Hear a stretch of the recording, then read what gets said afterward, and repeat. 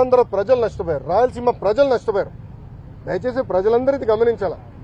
అందుకే మన ప్రధానమంత్రి గారు కానివ్వండి, ముఖ్యమంత్రి గారు కానివ్వండి, నేను కూడా నా స్పీచ్లో విశాఖపట్నంలో మళ్ళీ ఎన్డీఏ కూటమి గెలవాల్సిన అవసరం ఉందని చెప్పాను.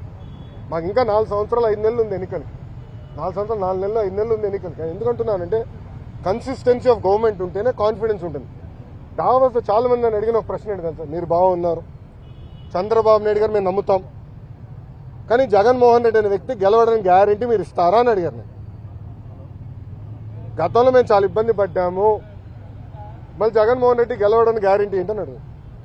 అమర్ రాజా బ్యాటరీ మీకు అందరు తెలుసు కదా, అమర్ రాజా బ్యాటరీ ఒక బ్రాండ్.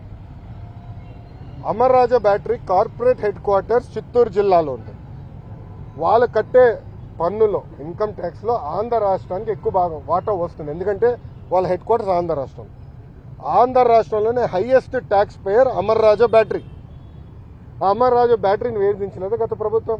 ఇదే కోడిగుడ్డుని అడుగుతున్నా, నువ్వు వేధించలేదా? సైకోని అడుగుతున్నా, నువ్వు వేధించలేదా? లేబర్ రేట్ చేయించావు, పొల్యూషన్ రేట్ చేయించావు. అది మా సొంత జిల్లాలో ఉంది. 30 సంవత్సరాల నుంచి మా జిల్లాలో ఉంది.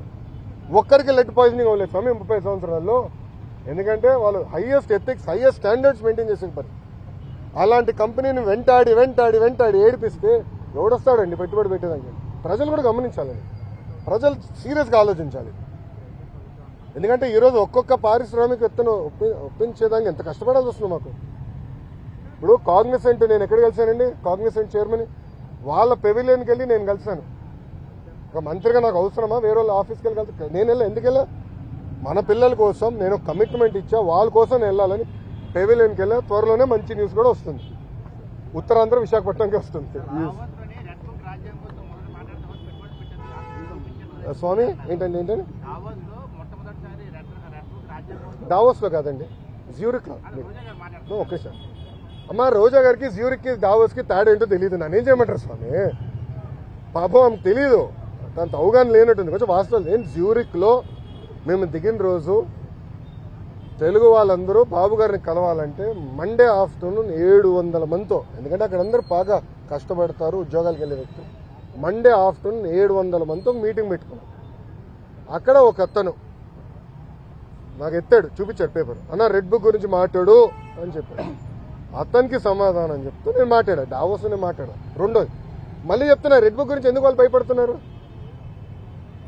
రెడ్ బుక్లో విశాఖపట్నంలో చెప్పా, విజయనగరంలో ముగింపు సభలో కూడా చెప్పా. రెడ్ బుక్లో నేనేం చెప్పా, ఏ అధికారులు నాయకులు చట్టాన్ని ఉల్లంఘించి ప్రజల్ని, తెలుగుదేశం పార్టీ కార్యకర్తలను ఇబ్బంది పెట్టారో వాళ్ళని నేను వదిలిపెట్టను అన్నా. ఎందుకు భయపడుతున్నారు స్వామి? చట్టాలు ఉల్లంఘించే వాళ్ళు అన్నాను కదా, ఎందుకు భయపడుతున్నారు? చట్టాలు ఉల్లంఘించలేకపోతే ఆగి ఇంట్లో పడుకోండి అంటే ఆమె భయపడుతుంది చట్టం ఉల్లంఘించింది మరి.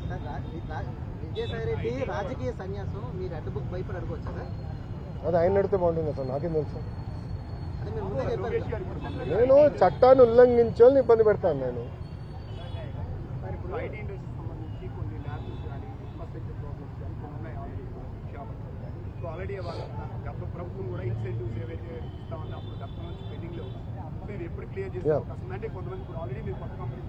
ఎస్ ఎస్ అన్న, ఇప్పుడు నేను ఆల్రెడీ వాళ్ళందరితో టచ్లో ఉన్నా. వాళ్ళు అడిగిన బేసిక్ ఎమ్యూనిటీస్, ఇప్పుడు బస్ అడిగారు, స్ట్రీట్ లైటింగ్ అడిగారు, ఆ బేసిక్. దాని తర్వాత రాత్రి మన మొబైల్ పోలీస్ యూనిట్ ఉంటే బాగుంటుందన్నారు. అవన్నీ మనం ఏర్పాటు చేసాం. ఇన్సెంటివ్స్ విషయంలో కూడా నేను కేశవంతో మాట్లాడి త్వరలోనే అది రిలీజ్ చేస్తాను, నాకు సందేహం లేదు. కొత్త కంపెనీస్ ఆల్రెడీ ఇప్పుడు టీసీఎస్, ఇది ఓపెన్ బుక్, పెద్ద విషయం లేదు, రెడ్ బుక్ కాదు, ఓపెన్ బుక్ కూడా మేము. ఏంటంటే చాలా స్పష్టంగా వాళ్ళు ఆల్రెడీ భూముల కోసం కూడా వెతుకుతున్నారు. త్వరలోనే భూములు కేటాయించి వాళ్ళ క్యాంపస్ కూడా ప్రారంభించబోతున్నారు. ఈ లోపల టెంపరీగా వేరే బిల్డింగ్స్ కూడా ఏర్పాటు చేస్తాం. ఎస్, ఐటాప్ ఉంది ఇంకా, ఐటాప్ ఇస్ స్టిల్ కంటిన్యూయింగ్. వాళ్ళు డైరెక్ట్గా నాతో టచ్లో ఉన్నారన్న, నేను డైరెక్ట్లీ టచ్. అవసరం లేదండి, వాట్సాప్ మెసేజ్. చాలా మంది నాకు జస్ట్ ఒక మెసేజ్ పెడితే నేను పరిగెడుతున్నా, దాంట్లో ఎలాంటి డౌట్ లేదు. 3 months 90 రోజుల్లో వస్తుంది సార్. టీసీఎస్ 90 రోజుల్లో ఆఫీస్ ప్రారంభించబోతుంది. క్యాంపస్ కోసం భూమి ఎత్తికాము, అది వాళ్ళు చూస్తున్నారు. ఫైనలైజ్ అయింది, అదొక 2-3 సంవత్సరాలు పడుతుంది. కట్టాలి కదా క్యాంపస్ అనేది, టైం పడుతుంది. మినిమం 2 years పడుతుంది క్యాంపస్ కట్టేదానికి. ఈ లోపల టెంపరీ అంటే రెంట్కి తీసుకుని అకామిడేషన్ స్టార్ట్ చేస్తాం. ఆల్రెడీ మిలియం టవర్స్ ఉన్నాయి సార్, దాన్ని అడుగుతున్నారని అంటున్నారు. మళ్ళీ నన్ను అడుగుతూ ఏంటి స్వామి, అంత న్యూస్ మీడియా ఉంటే? ప్రపోజల్ కాదని అంటున్నారు, అది అవునా కాదని ఫస్ట్ కావాలి. అవును, నీకే నాకని బాధ తెలుసు, మళ్ళీ మీరే నేను పరిస్థితి సార్. వాళ్ళ సార్ చెప్పండి. అది టెక్నికల్గా నేను చెప్పకూడదు స్వామి.